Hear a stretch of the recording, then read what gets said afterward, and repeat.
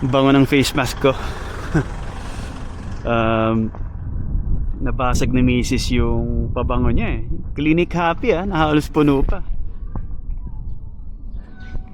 Nalaglag, basag no? Basag. So ako nagligpit nung kalat. Eh ang daming pabango sa sahig, of course. Wala na yung mga bubog, naligpit ko na. Ito ginawa ko. Kumuha ako ng mga damit ko. Kumuha ako ng mga damit niya, damit ng daughter ko. Kasama to. Kumuha ako ng konting pabango dun sa sahig. Malinis yung sahig. No? Ginanon ko dun sa mga damit. Cheapskate. Pero Clinic Happy yun. Wais lang sa buhay. So ayan, bango. Naka-Clinic Happy tayo ngayon. Pambabae. But pabango is pabango.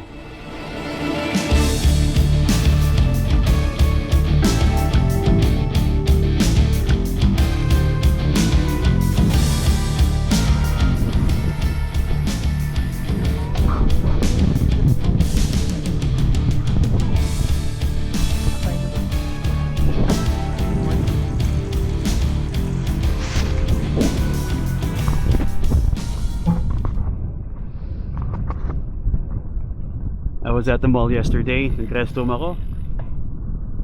Okay. Tapos na ako. Punta na ako ng lababo. Wash my hands. Katabi ko, hugas din ng kamay. So, basa yung kamay niya, no? Binasa niya ulit. Kumuha ng konting tubig sa palad niya. Inayos niya yung buhok niya. Tapos yung tubig tumatalsik. Talsikan ako sa muka. Kadiri, pucha. Sabi ko, bro, tumatalsik. Then he walked away. So, example yun ng isang bagay na pwede ko namang palusutin pero hindi ko pinalusot. Kadiri.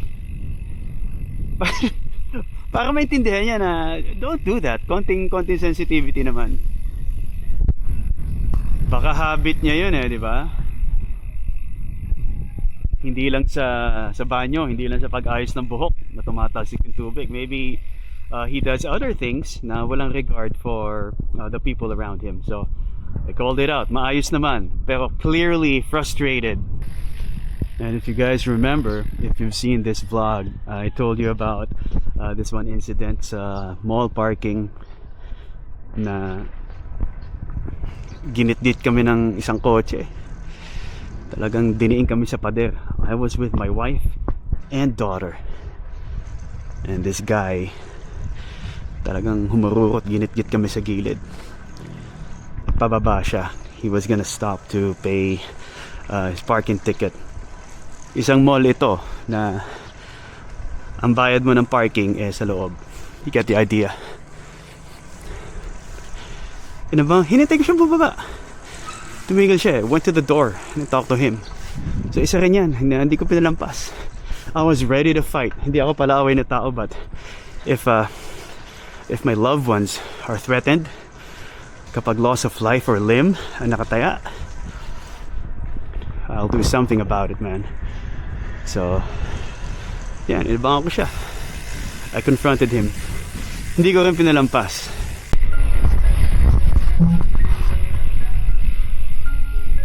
Pero matanda na rin tayo There are a lot of things that I just let slide, pinapalampas ko na lang. Sumingit sa pila, no? Hindi naman sa unahan ko. Let's say 3 people, 4 people up. Sumingit. Sige na, okay na yan. Kinat ako sa traffic. Hindi ko nabababaan ng bintana. Carly, okay na yan, palalampasin ko na lang yan. Sometimes it's not worth the trouble.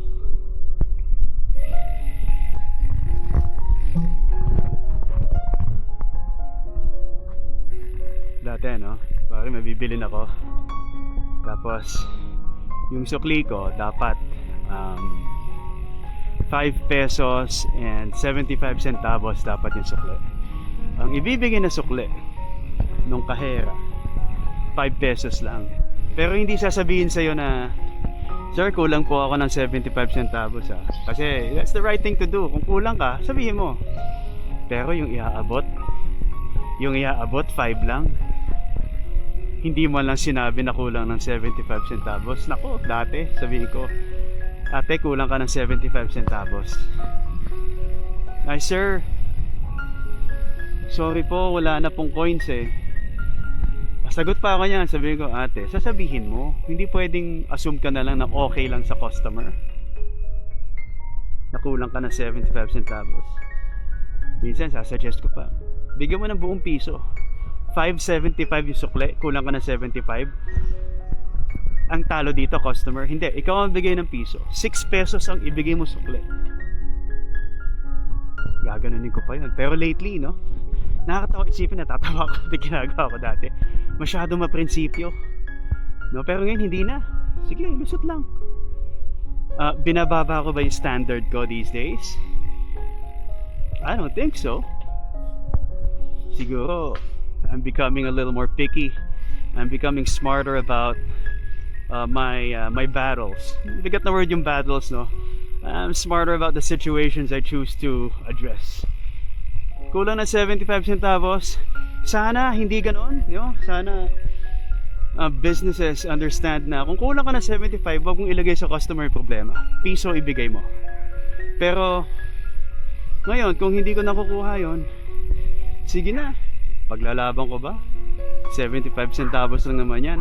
But I can argue hindi naman yung presyo yan. Yung prinsipyo pinag-uusapan natin dito, di ba? Mag-short change ka ng tao. Hindi mo sasabihin. Ipaalam mo, yun ang proper way.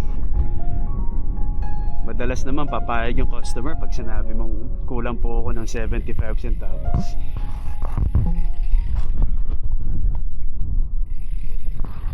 Dapat nag-ride ako sa Sampaloc today eh. I decided last night I was gonna go, pero iba feeling ko when I woke up. Mabigat. I went for a run late last night then, 3K. And was one of those tougher runs na mabigat sa chest, tsaka may konting pain sa hips. I think I need more sleep, you know? So today, labas pa rin tayo, bike pa rin tayo. Important naman pumadyak, maka-exercise. And, I'm quite happy na hindi ako nagsampalok. Mamatay ako dun ngayon if I were there. Sarap ang weather though. 9 na pero lamig pa rin ang hangin. Since November malamig eh. And they say hanggang March nga itong lamig. So this is good.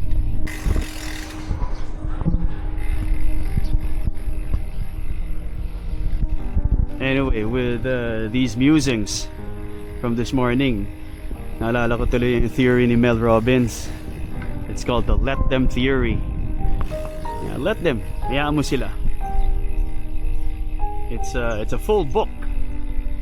I haven't read it, but I get snippets from time to time because I follow Mel Robbins on Instagram and I do listen to her podcast. Let them theory. Kung gusto nila, sige lang. Kung ito ang situation, sige lang.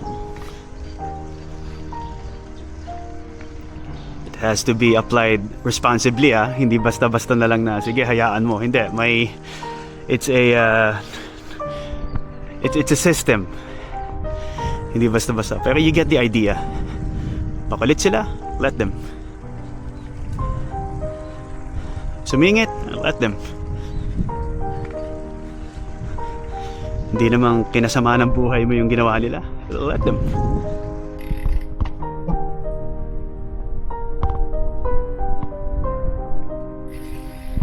So simple lang yan. You apply the let them theory if you wanna free yourself of worries. Gusto mo magbawas ng stress. Very liberating ang let them theory. Now, I wanna read the book sa totoo lang. Kulang naman yung nuggets of wisdom here and there. Magandang full theory, alam mo. Mas maganda yung application. Hindi lang ako book reader eh. Tabs, hindi lang ako book reader lately. Dati mas I've I've been a voracious reader, no, dati. Mas prefer ko na ang video format when it comes to lessons, self-help. There's an abundance of TED Talk videos. Anyway, if you come to my house and go to my library, yes, we do have a library at home. We have 2 tall shelves and these are stacked with books. Dami dyan, business and leadership. Marami ring non-fiction, marami ring fiction. We're big Stephen King collectors. Pero naiwan na doon yung book reading. Wala nang bagong books na linalagay sa shelf na yon. Babawas din kami ng gamit sa bahay, sa totoo lang. And a big part of our junk at home, I don't want to call it junk because they're books, but it is what it is. Dami namin libro, and it's almost becoming a problem. Ang take up space at ang hirap ring pakawalan dahil nga nagaganda na ng libro namin eh.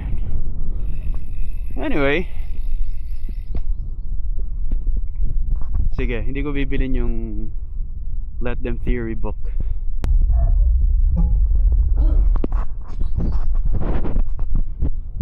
I-audio format na lang natin. Yun naman ako eh. When I ride solo, it's when I listen to podcasts, or when I'm driving alone. Podcast guy ako.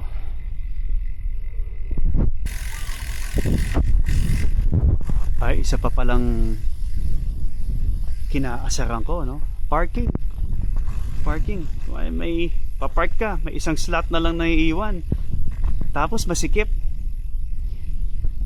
Kasi yung kotse, sinagasaan yung linya. Nako, busit ako sa ganun. O, tabingi yung parking. Nako, ano gagawin ko? So hindi mo na magagamit yung parking spot. Morning. Hindi mo na magagamit yung parking spot. Wala, sayang. Kasi may isang tao nagparada recklessly. Ayun, wala kang magagawa talaga. Wala naman yung tao dun eh. Hassle, pero alam mo, kumari maabutan ko yung tao nandun, nagpa-park, tapos bumaba, ano, tapos tabingi, tapos I'm ready to park, siguro ka-call out ko. He took something away from me, no? He's taken away my potential parking spot. So tawagin ko talaga siya, pare, ayusin natin, paparada ako. Call out yan.